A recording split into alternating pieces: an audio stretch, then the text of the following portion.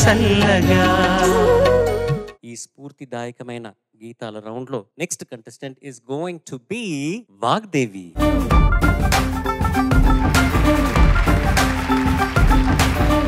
వాగ్దేవి, ఇప్పుడు talk about your inspiration. నాకు అల్లూరి సీతారామరాజు గారు,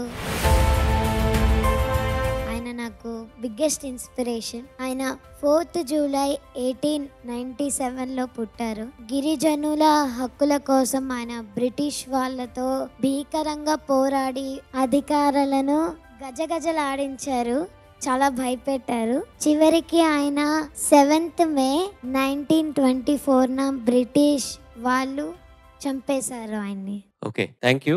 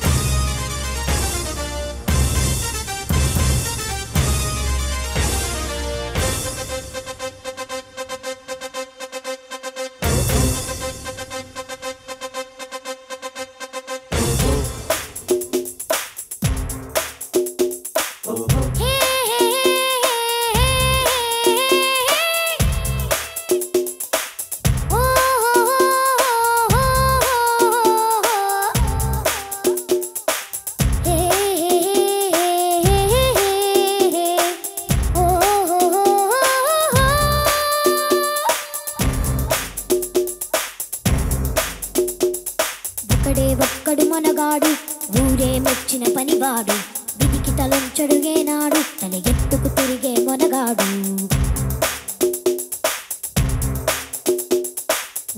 ఒక్కడు మనగాడు, ఊరే మెచ్చిన పనివాడు, విధికి తలంచడుగేనాడు, తల ఎత్తుకు తిరిగే మొనగాడు. భూమిని చీల్చే ఆయుధమేన, ఉప్పుల కోసం కొడవల్లేన, మోసం ద్వేషం మరచిన నాడు, ఆనందాలే విరియును చూడు.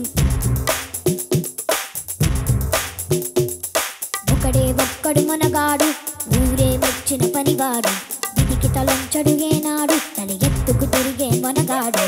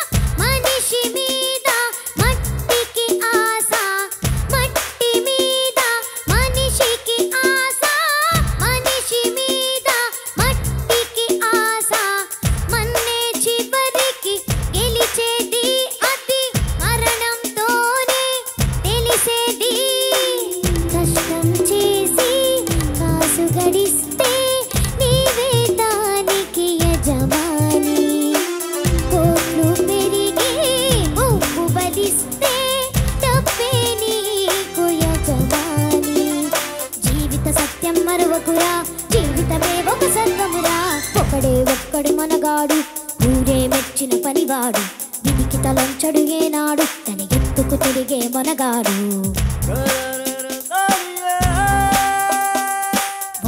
ఒక్కడు మనగాడు, ఊరే మెచ్చిన పనివాడు, విధికి తలంచడుగేనాడు, తన ఎత్తుకు తిరిగే మనగాడు. భూమిని చీల్చే ఆయుధమేన, ఉప్పుల కోసం కొడవల్లేన, మోసం ద్వేషం మరచిన నాడు, ఆనందాలే విరియును చూడు.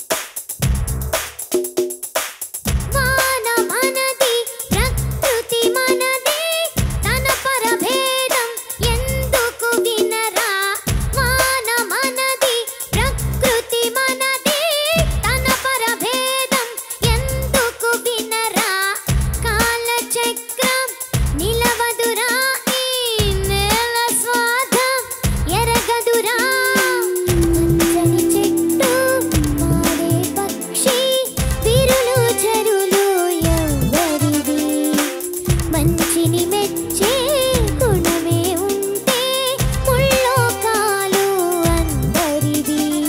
జీవితం అంటే పోరాటం, అది మనసుకు తీరని ఆరాటం. ఒకడే ఒక్కడు మనగాడు, ఊరే మెచ్చిన పనివాడు. విధికి తలొంచడుగేనాడు, తన ఎత్తుకు తిరిగే వనగాడు. ఒకడే ఒక్కడు మనగాడు, ఊరే మెచ్చిన పనివాడు. విధికి తలొంచడుగేనాడు, తన ఎత్తుకు తిరిగే మొనగాడు.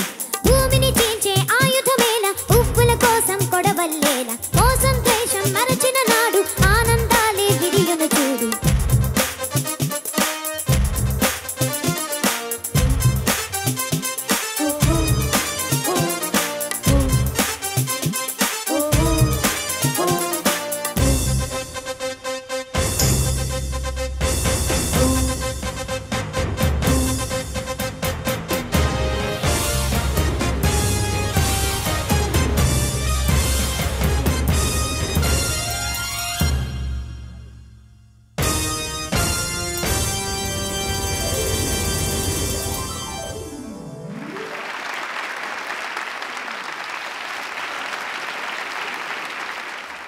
వాగ్దేవి నమస్తే సార్. నమస్తే. చాలా బాగా పాడావమ్మా. Thank you sir. చాలా మంచి పాట, చాలా సంగీతాత్మకంగా సాహిత్యపరంగా చాలా మంచి పాట ఎంపిక చేసుకుని పాడావు. మట్టి మీద మనిషికి ఆశ, మనిషి మీద మట్టికి ఆశ, మన్నే చివరికి గెలిచేది, అది మరణంతోనే తెలిసేది. తమిళ్లో రాసిన దాన్ని తెలుగులో అనువదించారు భువనచంద్ర గారు. కానీ సంక్లిష్టమైన జీవిత సత్యాన్ని సామాన్యమైన మాటల్లో ఎంత అందంగా చెప్పారు భువనచంద్ర గారు. భువనచంద్ర గారికి మనస్ఫూర్తిగా అభినందనలు, ధన్యవాదాలు. నువ్వు పాడిన విధానం ఎలా ఉందంటే, దండం మీద చొక్కా ఆరేస్తాం, గోడకు మేక్ కొడతాం. దండం మీద ఆరేసిన చొక్కా రెపరెపలాడుతుంటుంది, అటు ఇటు కదులుతుంటుంది, ఊగిసలాడుతుంది. కానీ గోడ కొట్టిన మేకు మాత్రం బలంగా దృఢంగా అక్కడే ఉంటుంది. అంత స్థిరంగా పాడావు. ఎక్కడ కదలలేదు, మెదలలేదు, వెనకలేదు, తొనకలేదు, వణకలేదు. అంత బలంగా, అంత స్థిరంగా, అంత దృఢంగా పాడావు.